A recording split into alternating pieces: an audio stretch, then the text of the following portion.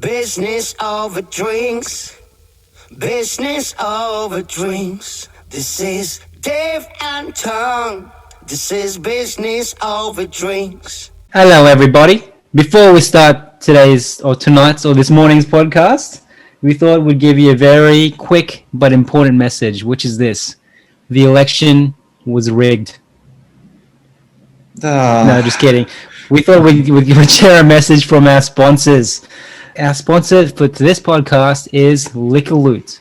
So Liquor Loot houses alcohol subscription services, Whiskey Loot and Gin Loot, delivering 3 premium and hand-selected whiskey and gin tasters from around the world each month. I drooled a little bit when saying that. Yeah, you did. So I'm just going to read it from my phone because I am too lazy to do anything else. Like, Liquor Loot is a unique tasting subscription business model and isn't just providing 60 ml alcohol samples. They're providing platforms to discover new things about whiskey and gin, which I just did because I'm drinking their classic dry with a twist of lemon.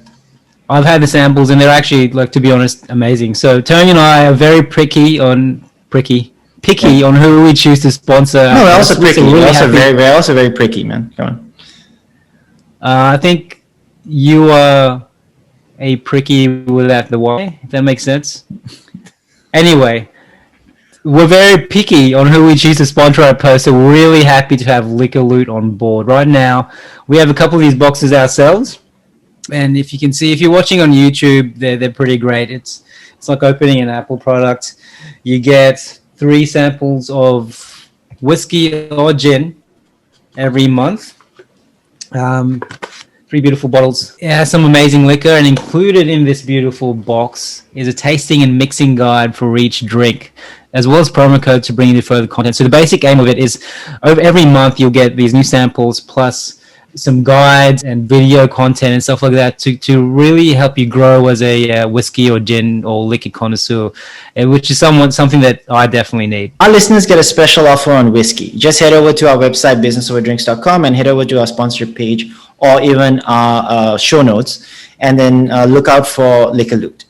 Just click on the link and you can check it out, so you get a chance to taste a curated selection of hard-to-find scotches, single malts, and new world whiskeys, including Japanese and American award-winning malts. My preference is the Japanese whiskeys, but that's not because I just think they do better whiskey than Americans. That's my thing. So head over to Business Over Drinks, click our sponsorship section, and look out for Liquor Loot.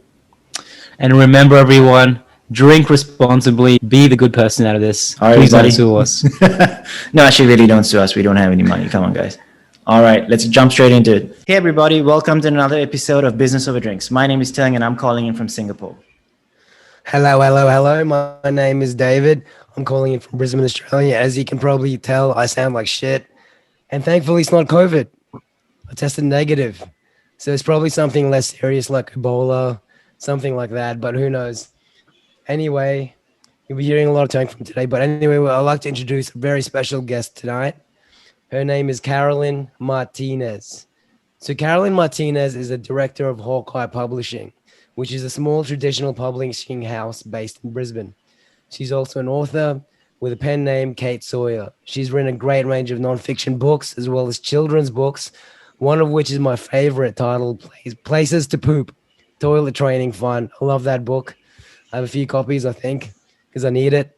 She's also a great friend of mine and who I've been to quite a few panel library talks with. So I'm very happy and very excited to introduce to you her tonight. Welcome to the show, Carolyn. How you doing? Thank you, David. That was a great introduction. I always like getting on panels with David. We've done a few author panels together, and David's always the funny man at the end. So he tends to be the only gentleman when we meet. He's the token under 30s male author usually when we do a panel. Everyone else is women and older. I thought you were going to say token Asian guy. I thought you were going to say token Asian guy. That's racist, Carolyn. That's racist. Yeah, no, Dave's usually token for most things anyway. That's how he gets into a lot of stuff. That's what I say. All right, we've got a lot of questions with Carolyn, and it was the pre-chat we had was really awesome. I think it's quite interesting. Before we get into it, Dave, do you want to tell people what we're drinking? Yeah, so tonight Terng and I drinking a gin courtesy of our sponsors, Liquor Loot. It's a 78-degree classic dry gin. So I'm drinking it with a lime and soda water, and it's really good. It's actually very refreshing. It's from a brewery in Adelaide. So are you laughing at my voice? Sorry, Dave, you sound like you're gonna throw up every time you see it. You finish a sentence. Carry on. Sorry, please. Yeah. I sound like a smoker, a chain smoker who's just swallowed a bunch of glass, but it's okay. I feel great, even though I'm crying on the inside. So but back to our sponsor. I love this drink.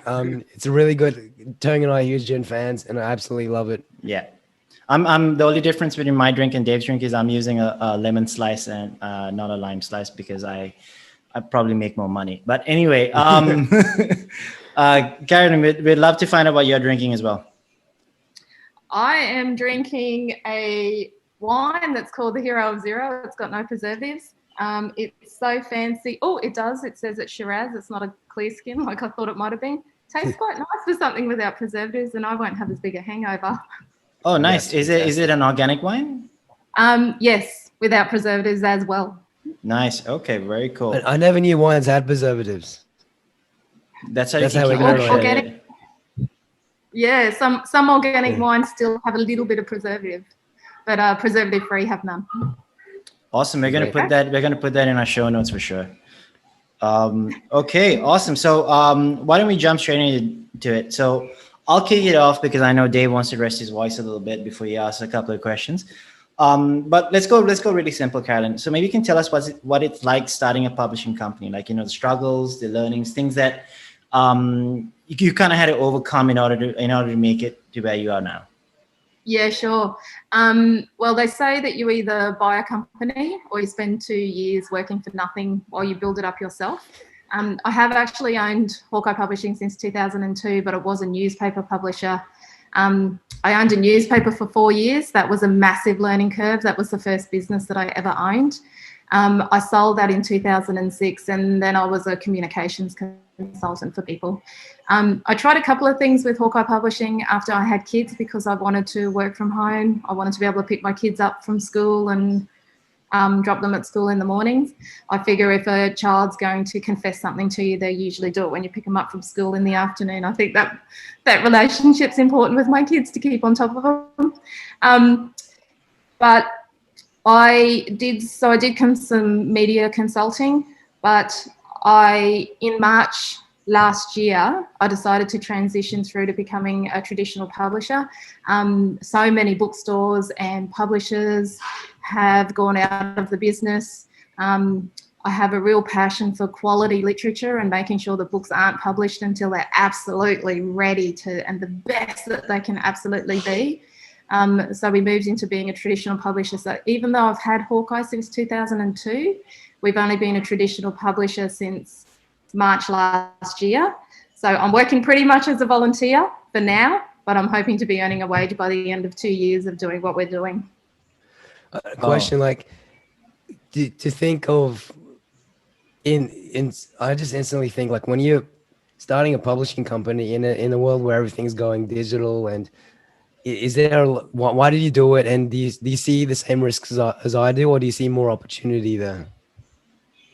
I actually see more opportunity because so many publishing companies and so many bookstores have gone out of business, and they're like the quality gatekeepers. And self-publishing is absolutely fantastic when somebody does pay the money and works with a quality editor. But there are so many people out there, unfortunately, that are publishing books before they're ready and they're not working with professionals. I work with authors, for instance, who already have 20 books out there, and when I edit their book, they have head hopping in the book. And it's a tertiary skill that writers don't know if they've not learnt it. And a writer can spend half their career never actually knowing what it is unless they work with a professional editor and they show them what it is. And these are, I'll tell you an analogy. I have a friend of mine who does the 100K walk for charity. And she has so many people say to her, "Oh, I walk 5K a day. I might do that with you next year. I could easily walk 100K." And walking 100K is nothing like walking 5K a day. a lot of people think they can write without doing the groundwork of knowing what they're doing really, really well. I'm sure you guys work in PR. I'm sure you hear people say all the time that they can do great PR, and people can do half decent PR, but there's a very big difference between half decent and adequate and awesome, and that's what you pay a professional for. And I think when people get on Amazon to buy a book, they should be able to trust that what's published is awesome and it was ready to be published. And unfortunately, with people who self-publish too early, that doesn't happen anymore. So I see that there's actually this big swing of people looking for credible work, and there's fantastic opportunity out there for traditional publishers now, because we do produce the quality work that everyone wants to see. And when we publish a book, they get 5-star because they're awesome books. Oh, nice. Just to touch on that point a little bit, most people can't do PR to save their life. All right. Okay. Going into the next point. Next point I want to touch on. Sorry, that's something that gives me heartache at night when I think about the number of people that tell me that. So you just mentioned, right? So recently, I think as of last year, you went into traditional publishing, right? How then?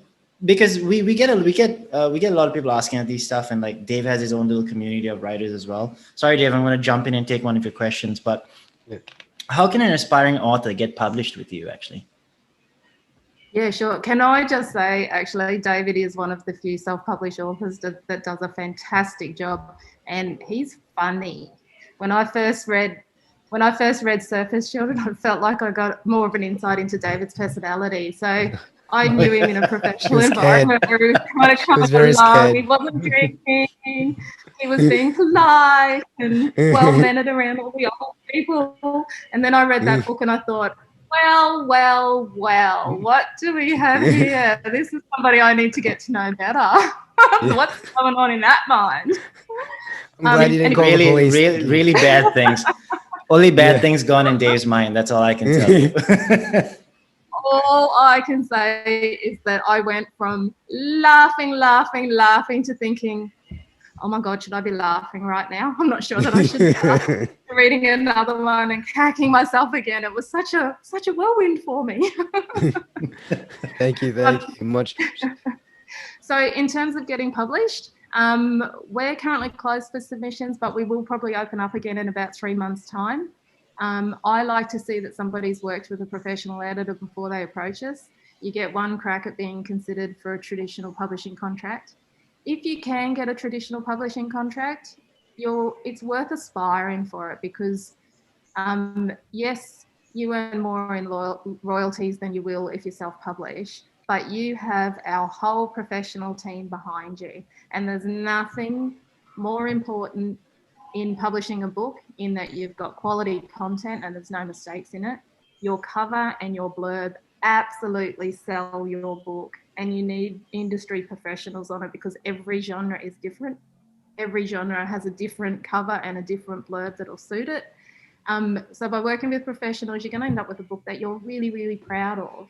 And also, if you're submitting to traditional publishers and you get accepted, you know that you are ready to get published.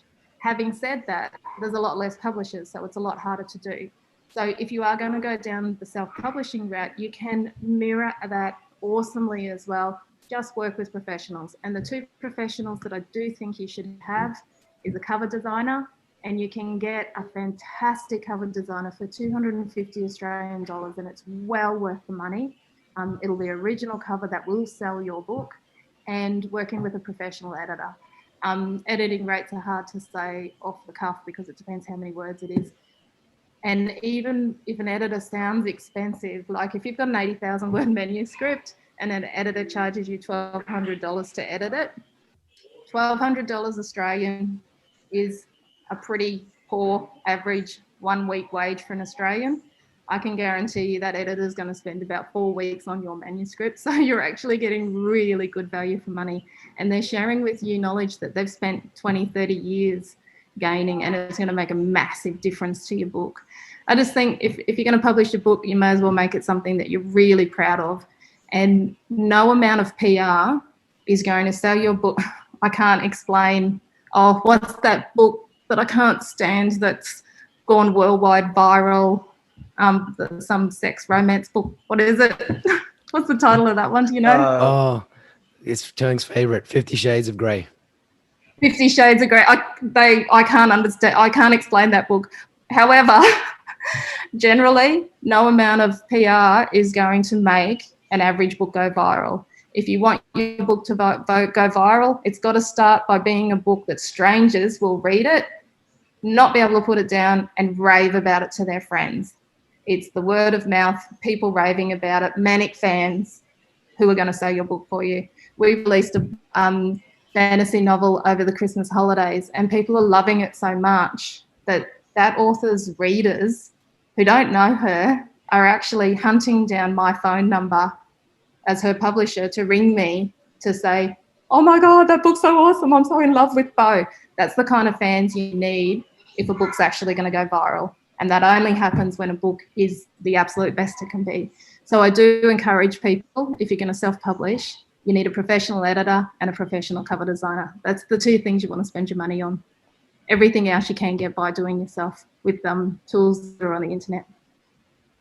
Oh, nice. Okay. And I'd just like to state for the record, I don't like that book, 50 Shades of Grey, just FYI. Because it's going to go out there. You. Have you seen the movie? I actually haven't seen any of the movies. I fell asleep during the movie, though.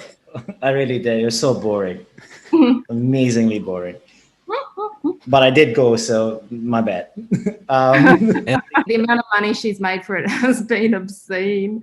So while I'm sitting here on my pedestal about quality and working as a volunteer, she is off counting her cash and laughing at me. I mean, it was interesting because the stories, not the book, but the story of how she created is interesting because it was literally fan fiction about Twilight. That was the weirdest thing that I've ever heard that became a book about sadomasochism and BDSM and just complete abuse in relationships and normalized it. So, yeah. And I've never read the book, but oh, wow. See, I actually believe that you're producing a book that's getting widely read, you actually have a responsibility to do something good with that. That's the way that I think of it. And like the young adult fantasy novel that we just published, everyone is touting it for a movie, and they are likening it to a mix of X-Men and Twilight, but better, which is fantastic. We couldn't be getting better reviews on it. But one of the things that the author did, she's from a big family, and she's really aware that not everybody gets to grow up in a functional family. So the characters in her book are really relatable, and they don't always get on with each other, but they communicate healthily. So if someone disagrees the night before, they'll still get up the next day and they might go have a coffee and they'll talk. So the relationships are actually respectful and functional. Nobody's weaker than somebody else. Like, it's all very normal, and there's none of the old cliches coming into operation. Everybody can speak their mind and talk it through. And that was really important to her. And that is one of the things that, one of the feedback I'm getting back, because teenagers love her book because it's just cool and it's fun and it's amazing. But the parents of those teenagers are loving it too, because they're finding it just as fun, but they like that embedded within it is a good message that kids don't even know they're getting because it doesn't seem like a message. And that's the power of books. And I kind of feel like we have a responsibility to do something good with that power. Yeah, it just depends. Like, if someone offered me $500 million or keep making the books I'm making, I'd have to I'd take a while. Dave, if somebody offered you $50 or keep making books, you'd have to think about that for a day. Don't lie. I'd take my clothes off instantly for $50. For free, man. For free. I have higher standards than that. $100. And if I run for prime minister, this clip is going to be used against me. But anyway, what was I going to say? It's interesting. You said, what's the book called? That one's called Welcome to Blackwood by Khaiah Thomson. It's amazing. Khaiah Thomson. Okay. I have to read hundreds of manuscripts. The first time I read her manuscript, I couldn't put it down, which is unheard of for me because I have to read so many. It's just awesome. I'd love to go into that, but I think because of we're short on time and because of our listeners, we'll put a link to that book in our show notes, by the way. But because our listeners seem to be mainly business people and entrepreneurs and so forth, I think we can apply the marketing techniques to books as you can with products or anything like that. That's actually one technique I've used for my own book, Everyday Assholes. Excuse me, where I'm marketing it more as a product. What do you think helps with word of mouth? And because you mentioned earlier, word of mouth is extremely powerful, but there has to be some kind of fire that ignites that, right? What do you think helps with that? Yeah, it's definitely a mix of everything. But I find if we just try to rely on digital advertising and digital publicity, it fires to an extent. But like in terms of getting our books in bookstores, they get sent so much digital stuff by so many people, they don't actually read it. But if we walk into a bookstore and talk to them because they're so busy, puts a face to the name, then they start opening our stuff. But they're getting so the really popular places, they're getting so much unsolicited digital stuff that they rarely look at it. But a face-to-face introduction will get you through the door. And we have readers who will walk into a bookstore and say, wow, you've got to read this book. You've got to stock this book. It's amazing. No email is ever going to generate the goodwill of a bookstore that I can get from a stranger going in and saying, hey, you've got to check out that company. They're awesome. So we do digital marketing, but we see most of our digital marketing is more about recognition. In terms of turnover for sales, it's the face-to-face recommendations and establishing that relationship. It all coalesces into each other. I guess what I'm trying to say is with digital marketing, you've got to do more and you get a lower success rate. With face-to-face stuff, you tend to get a really high success rate. So it's harder and it takes longer, but it's more likely to be successful. No, that's true. That's true. I think I agree with you there. It's the reason that digital marketing it blows up and everyone uses it is purely because to scale, it's faster. You can grow it a lot faster. But in terms of effectiveness, in terms of really getting the bang for your buck, word of mouth is definitely very strong. I mean, just to tap into that, right? So you had to build a network of people, so loosely knit network of people who know your stuff, know your quality, know who you are, and your business, and then help. Literally walk into a bookstore and say, these guys are awesome, right? How did you build that over time? Like what were some of the things that you did? Was it just panels and discussions like you did with Dave, or what was it?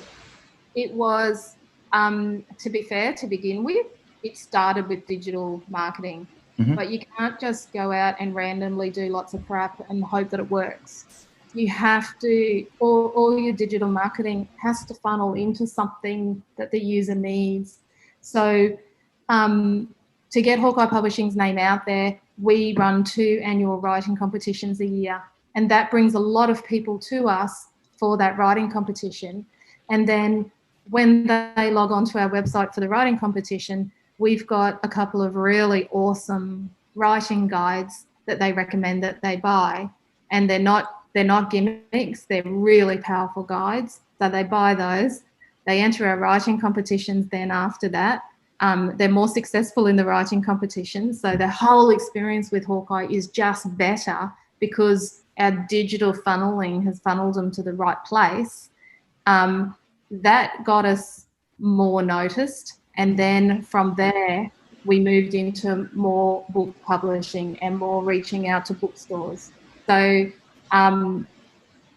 it was, I used to spend 3 hours on Facebook, but it didn't translate to sales. But when I actually sat down with the business and stopped doing everything for everyone and started looking at the strategy and how everything could interconnect, and then I planned the digital strategy around that, and the knocking on the doors to cement the bigger picture client stuff, that's when it all started working really nicely. Okay. I see that. I think that's really cool.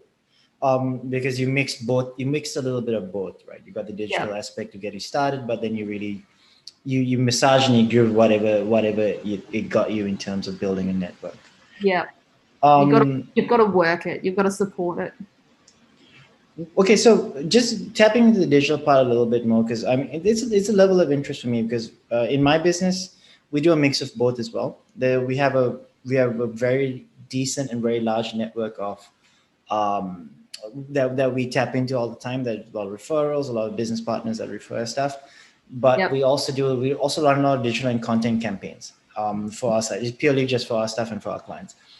One thing that we have been doing, and with a lowering rate of success, has always been email marketing. And one thing that you mentioned is that you have a very high open rate for your emails when you do email marketing, right? I mean, this is purely for me and for my business, so we might even cut it out of the podcast.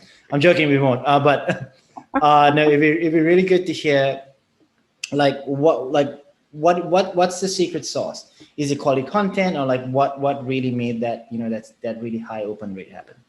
To be fair, I will say up front, I'm a journalist and an editor, so writing quality content is really easy and quick for me. Mm-hmm. I don't have to labor over it to produce stuff that people want to read.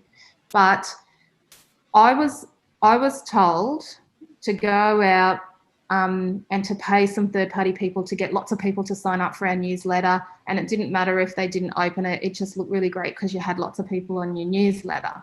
Mm-hmm. And then I use Mailchimp, and then when I looked into Mailchimp and I found out that once I got over 2,000 subscribers, I actually had to start paying for Mailchimp. I thought, well, hang on a minute, I want my 2,000 subscribers to count.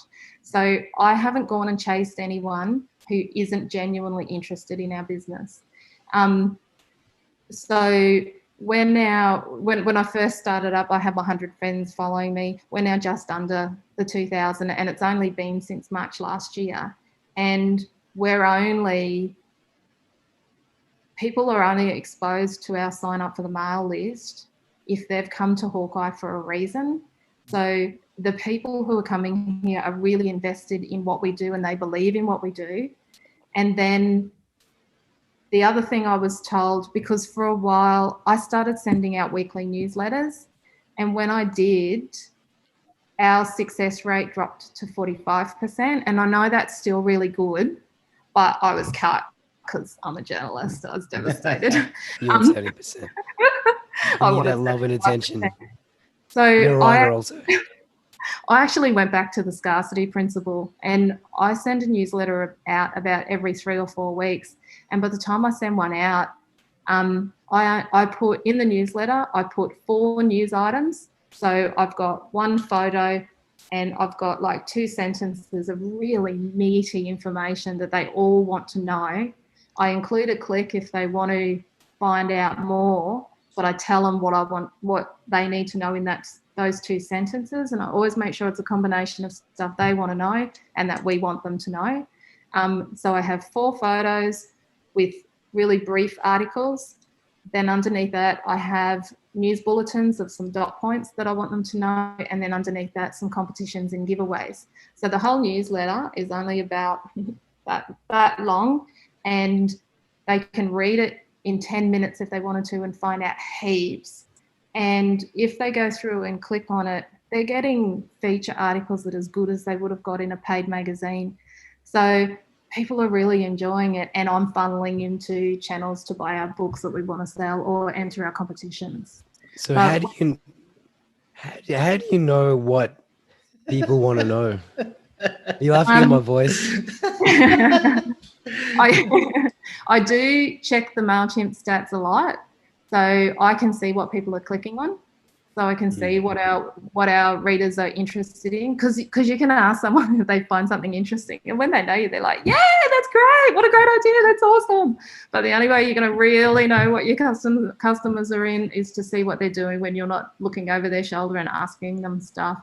So I regularly looked into Mailchimp at the beginning to see what they're actually clicking on and what they were actually interested in. And then I started tailoring the newsletters to be what the readers want, rather than the primary focus being on what we wanted to sell. But I give them what they want, but I still funnel them to what we want to sell. I just don't do it in their face. That's great. And Mailchimp is free, by the way, for those who don't know about Mailchimp yet. Yeah, it's free up to 2,000 subscribers, which is a great way to just learn how to use it and make the most out of it. And it's easy to use. Yeah, for sure. I think there's a lot of misconception with a lot of people that they don't realize there are a lot of awesome free tools that you can use. You can pretty much get. I mean, I think you mentioned Canva is like premium. Even if it's free or you pay, Canva is really useful. Seriously, if anyone hasn't yet tried Canva, it's a graphic design program that is so easy to use, and it is awesome. And you can get free. You can have the Canva free and have enough tools to run your business. Canva Premium is only $149 a year, and I originally signed up for it because we were getting so much value out of Canva. I actually felt guilty not paying them, but now that we are paying them, we can do everything that we need to do for our publishing company in Canva Premium for $149. I grew up using Quark Express. Probably no one here's even heard of it. It was soul destroying to use. Then I went on to InDesign and Photoshop. They were just spectacularly amazing when they first come out, but you had to go and do a course for 2 weeks to know how to use them properly. Canva, I've taught myself to use it. It's awesome. Awesome. I can't tell business owners more that they should have it. It's got everything on it. So Canva is idiot proof basically, because it's so easy to use. It's extremely good for an online design software. It is probably the best I've ever seen, because I've used quite a lot, paid and unpaid. It's also an Australian company, so that was really interesting. And they're loaded now. You need them on your podcast. They're not working as volunteers. They're loaded.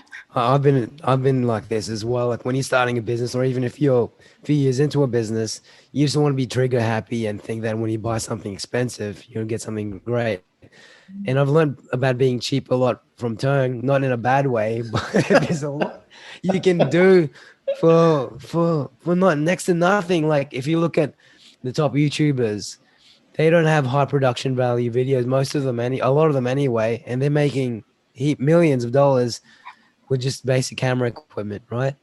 There's a lot you can do with next to nothing, and there's plenty more avenues you can invest your money in.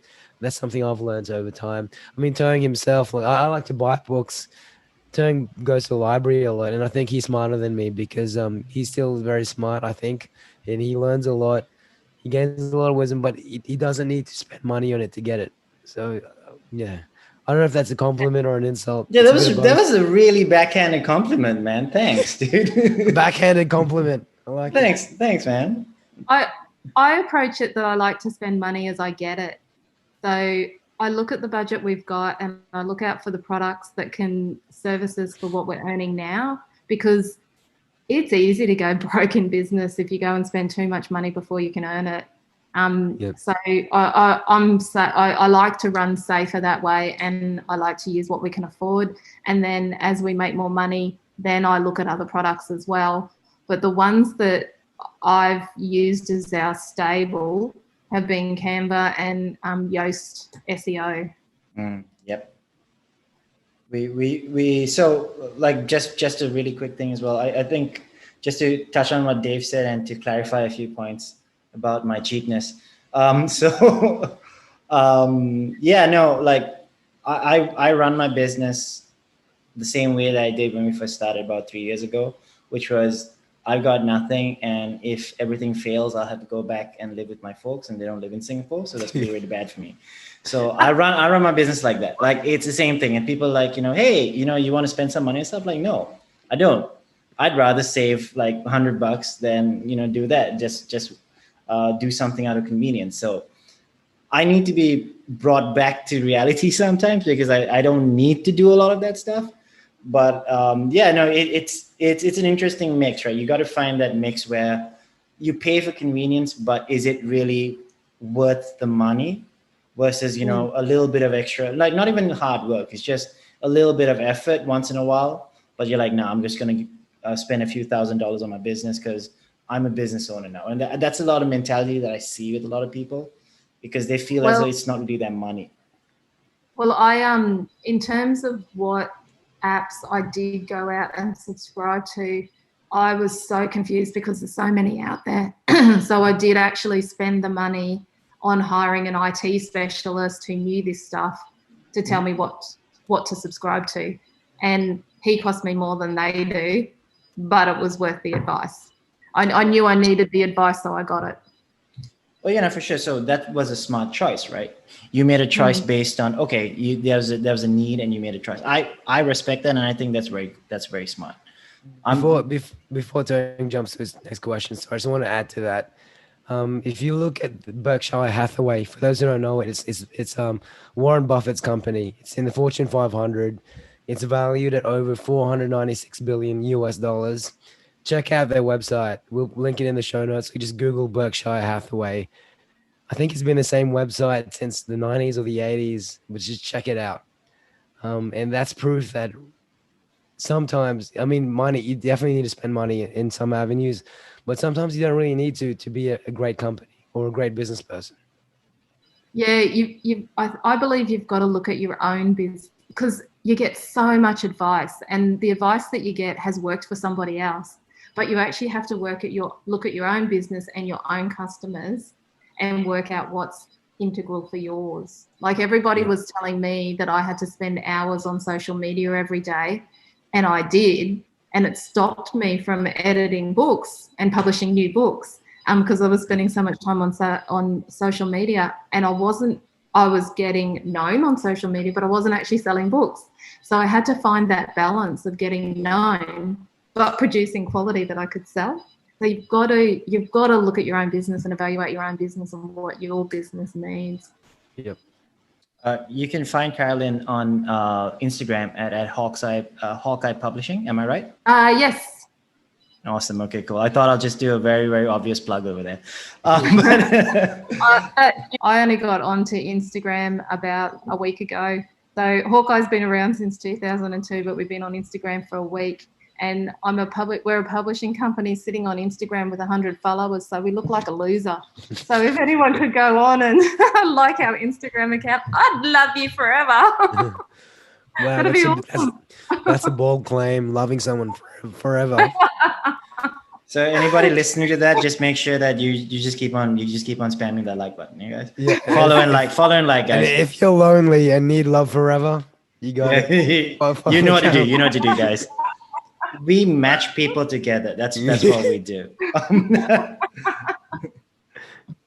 So I've got a question that it's kind of a little bit out of the discussion that we've been having, but just to touch back on a conversation we were having earlier, right? And you were talking about how publishing houses and bookstores are really dying, and they were like the best way to ensure quality publications, right, in books. Do you think that there should be more bookstores? Like, do you think there should be a resurgence of that brick and mortar type thing? I love bookstores myself, but I'm not so hung up on that. I am hung up on quality though, and it's not only for the reader, it's for the author as well. If they use a professional editor, publishing their book publicizing your book is hard work, and you've got to commit yourself to it for a year or two. And it's only going to be fun if strangers are loving your book and coming up to you when they see you and raving about how awesome you are. And that's not going to happen for an adequate book. And if you've worked with a professional beforehand, you'll have a really professional, polished book. And when you go out and people buy it, they're going to ring you up and go, oh my God, that was amazing. And that's the fun part of writing. Sitting at home for a year writing a book, that's not fun. The only fun part is your book launch and having people say you're awesome. And you're not going to get that if you haven't. But So it's just that so many self-published authors go the 80%. There's an extra 20% there that you can do to make sure that your book is as good as the books that used to be published when we had gatekeepers who were controlling it. And I just wish more people would do it, that's all. Okay, so maybe the demise of bookstores isn't the main issue. It's just that we've lost the gatekeepers of quality. Yeah, and gatekeepers is such a old term, but I'd just encourage people to take that extra step to have pride in their book, because I've seen the difference that it will make to an author's life if they do. Yeah, for fiction books, I prefer to read them hardback, paperback, but for non-fiction, I prefer to read them digitally on ebook. Yeah, or an audiobook. Yeah, I love audiobooks. I do a bit of everything myself. It depends on where I am and what I'm doing, what suits me at the time. Yeah, I feel like it's a dying thing though, physical books, which kind of makes me sad because I grew up in bookstores and as Dave mentioned, libraries as well. Singapore has some of the best libraries in the world. There's just everywhere and it's awesome. And it's stocked to the brim with all the brand new books. I still, whenever I go back, I think it's the smell of the books that really get me. I love smelling books, and it's the weirdest thing. It sounds really creepy, but it isn't. The smell of paper, of a good paperback, is actually really, really cool for me. So, I mean, yeah, that it's an interesting thing, right? Because we're evolving, and consumers are just evolving. How people are absorbing content. I have in my entire life listened to 2 audiobooks, and I used to read like 2-3 books a week. Anything. Like I used to devour books, right? I never got into audiobooks. I couldn't. I don't know why. I just think random people reading out things to me is really weird. But I took to a Kindle like in a minute. I just started reading Kindle. Then I started to feel really sad that I didn't have a paperback in my hand. But on a trip, a Kindle basically gave me 4 books to read, like 4 or 5 books to read. So carrying a backpack full of books. So yeah, there's an evolution to everything there. So I think you'd be surprised though. We actually sell more printed books than I think people suspect we would. They're still really popular, and we have a lot of young people reading printed books too, particularly when someone really loves a book. They actually want a printed copy of it. So whether or not I just need to hire myself decent PR guys like you guys to do better in the digital space, or whether printed books are still really popular, we actually sell more printed books at the moment than we do digital books. No, that's I think printed books are worth more, I think, for a lot of people, because it's an investment of your time and space, right? It's space that takes up. Which is honestly the reason that I don't buy a lot of books anymore, because I used to buy books all the time. Like Dave mentioned, now I just go to the library and read them. Or I read an ebook. I pay for an ebook. But yeah, I borrow the library all the time. I love the libraries. Yeah, no, it's the best. It's the best thing. Dave, that's a lesson that you can learn, mate. Yeah, Terng took me to a library once. I slept next to him while he worked. No, that's not a joke. He genuinely. I've got a picture of him. I've got a picture of him fast asleep while we were supposed to, because he said we should go somewhere and do some work together because we were working on some different stuff, right? And he just passed out. He passed out at 2 p.m. I don't even know why. Sorry, I'll tell you, pick yourself a good partner. This is kind of off topic, but a few people, both non-business people and business people alike, have approached me and asked, how do I publish a children's book, or how do I even start a children's book? Do you have any advice? So I thought maybe some people find this useful. As a children's book author yourself and someone who knows a lot about the industry, can you give any advice to anyone listening about that? Yeah, sure. children's book authors often hear that if you're an author illustrator, the publishers prefer not to get it together, that they actually like to use their own illustrators. Illustrators are really expensive. If there's any talented author illustrators out there who have put a good book together and their illustrations are of commercially saleable quality, I'm happy to look at them. Illustrations can be quite expensive, and you have to pay for them up front if you can't do it yourself. So for a traditional publisher to take on a children's picture book, it's got to be something that's not already out there, and we have to know that we can sell it to bookstores and they'll take it up, because picture books are the most expensive books to produce by far. They're 4 times more expensive to produce than every other book. If you want to do it yourself, if you can hire illustrators, they generally run from somewhere between 2,000 to 2.5 for a mid-range illustrator who will do a sensational job for you. That's Australian dollars. Illustrating a picture book takes a lot of time. Like, it might take an illustrator 2 months to illustrate a picture book. So it sounds like a lot of money, but with the hours that they actually spend working on your book, it's actually not that much money. And how many pages will that picture book be for 2.5 months? 32 pages. Okay. But the thing is that you then have to get out there and market your book for a year or two to get that money back. It's that you've got to sell a lot of books to earn that much money back off a picture book. So you have to be prepared to go out there and physically work your book and sell it.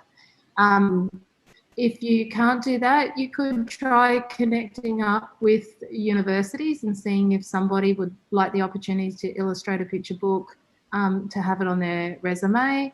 The only issue with that is that they may not know page setting, and that's an issue when you go to the printer. The page setting has to be fantastic for it to actually come out as a good book, and it's a whole other profession on its own. So yes, it is a bit complicated. We do offer hybrid contracts. I find it hard to offer traditional contracts to picture book authors, but we do offer hybrid contracts to picture book authors, and it helps them a lot. And our hybrid contracts are a lot cheaper than everybody else. So our hybrid contracts are $2,450, and that includes a first print run.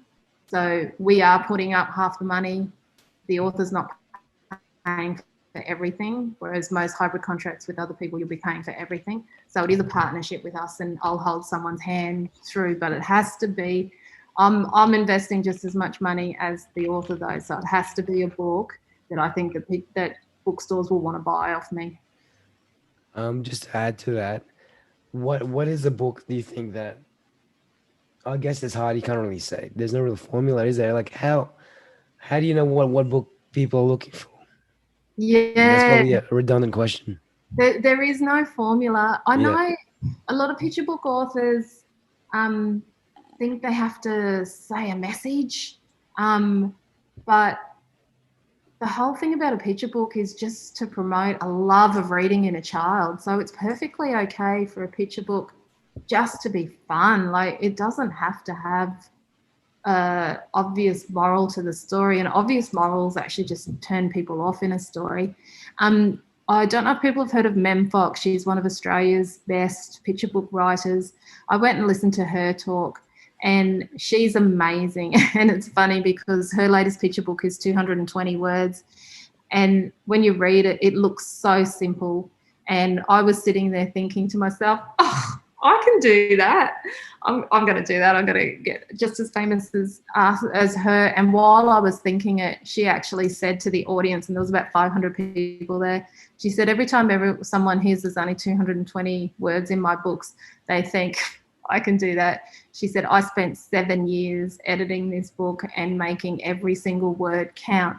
So a lot of people want to write a picture book because they think it's simple because it's not many words. But the thing with a picture book is you hear it about novels all the time, but it's never more so important than with the picture book that every single word has to count in a picture book. But she recommended that people read a lot of poetry. So even if you're not into poetry, you'll learn a rhythm and a cadence that will then come across in your picture book writing. And picture book authors don't have to rhyme, but your lines do have to be lyrical for it to work. and taking an interest in poetry can help you foster that.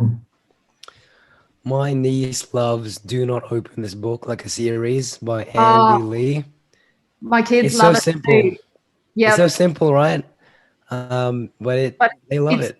It's deceptively simple. Mm. We all look at Andy Lee and think, oh, he's just a comedian who's written a book and it's about do not open this book. Oh, God, I could have written that.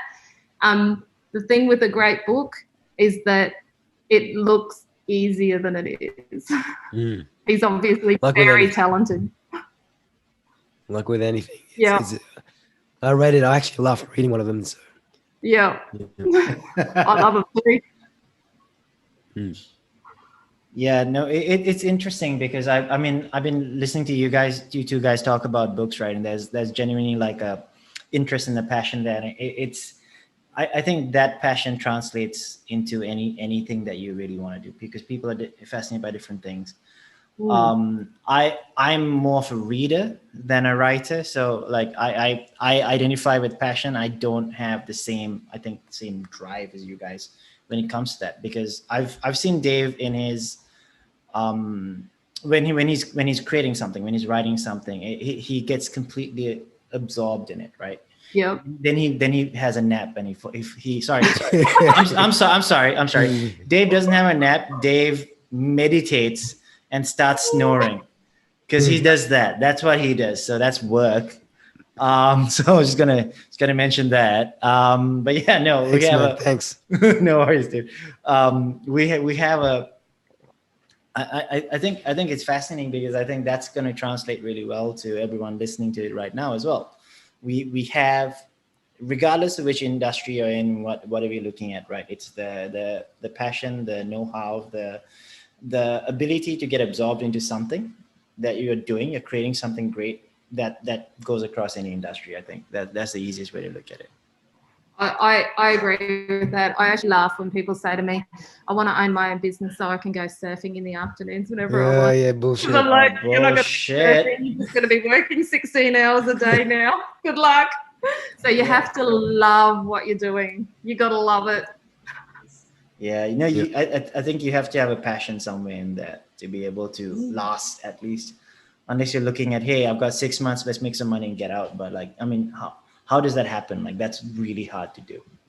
Yep. Drug dealing, but I think drug dealing would be hard too. I think it would. Maybe. Oh no! To make real money, right? You've got to be the main guy. Like, if you're just a normal side dealer, you're not really making money. You're making a little bit of cash, but not really. You're taking all the risk as well. Yeah. And this is going to be the last time we're going to talk about drug dealing on this podcast, Dave. Is it? Is it going to be a whole episode on it one day? It was just getting really interesting. Don't stop. You guys like, give me tips. I need some cash. So heroin and don't do it. Don't do it, everybody. Don't do it, guys. Don't do it. Drugs are bad. Yeah. This is a podcast about drinking. Yeah. No, this is fascinating. Coming to the end of the podcast, and I think it's quite. We had a couple of really good, interesting conversations that we had, right? And just to recap a little bit, because I kind of like to go back and see like specific points that we brought out and everything. I mean, from your amazing email open rate because the fact that you, it was a bit of a brag, Carolyn. Let's be honest. Like you write really easy content. It's so easy, whatever. Okay. She was just like, it's so easy for me. Everybody else, whatever. Yeah. Don't worry, but I can sit here over IT stuff and nearly rip my hair out. I mean, the other stuff is really interesting as well. I think the fact that you guys you're going to be opening up your next round for publishing in a couple of months, right? In a few months, yeah. 3 months. Yeah. If anyone seriously wants to get in with us, though, we run a Hawkeye Publishing Manuscript Development Prize. It's a $2,500 prize for people, but we actually choose a lot of things that we publish from that prize. So the winner gets seriously looked at for a publishing contract. But last year we actually published 2. Actually, we've already published 2 from that prize, and we've got 2 more that we're publishing this year who entered that prize. So it's a place that we do get a lot of books from that we publish in a year. So how do you enter it? We'll obviously link in the show notes, but anyone who just wants to type it up right now. If you go to hawkeyebooks.com.au, Yep. click on competitions, and it's under Hawkeye Publishing Manuscript Development Prize. Okay. It's a $45 Australian entry fee, because we read the first 50 pages of someone's manuscript, but it's an excellent prize. It's an excellent prize, and it brings your manuscript to our attention. Awesome. We'll definitely link that in the show notes. I think that's a really good way to do it. Dave, anything else do you want to finish off? Yeah, Carolyn. If someone wanted to look for your books, especially like Where to Poo, what's it called? Where to, Places to Poop. Places to Poop. Or Where to any other Poop. range of books. No, that's the book I'll be writing. Sorry. There she goes. She's had it. There's one of my illustrators. That's Adriana Ravella. She's awesome. It's a great book, by the way, for anyone with kids or anyone who wants to know where to poop. Buy that book. Where can people find your works? Hawkeyebooks.com.au. All our books. Okay. Yep. Awesome. Yep. Okay, cool. Yeah, we'll put links to all of that in our show notes as well. And I think don't forget to follow Carolyn on Instagram at Hawkeye Publishing. We'll link to her Instagram on our show notes, and we'll also link to her on our Instagram when we publish when we put up the podcast. Thank you. I really appreciate not looking like a loser on there anymore. You're gonna have 3 more follows for sure pretty soon. Yeah. And remember, everyone, so the selling point is Carolyn will love you forever. Yeah. So that is a long time. And love is strong, man. Love is unconditional. So. For sure. Thank you for that. Carolyn, is there anything else you wanted to add, or anything else you wanted people to check out? No, great. Thank you for chatting with me tonight. You two are really good interviewers. I felt very at home. Thank you. And I enjoyed the wine. It was the alcohol. It wasn't. It was the alcohol. Yeah, just be honest. Everyone just feels really happy when they start drinking. It's so easy. Our job is really easy. We just talk and people just drink. It's great. Drink. I love it. It's perfect. So everyone else, thank you so much for listening in. If you have any other questions for Carolyn, because I think I personally have a lot of questions, but we're mindful of time, feel free to hit us up at hello@businessoverdrinks.com or follow us at businessoverdrinks.com, or just search on Instagram, YouTube, Facebook, LinkedIn, Business Over Drinks. Hit us up. Thanks, everyone. Thanks again, Carolyn. We really appreciate your time. Yeah, thank you. Thanks so much. I'm getting on Instagram now and following you. Thank you. Bye, everyone. Bye. Have a good one, Carolyn. Thank you.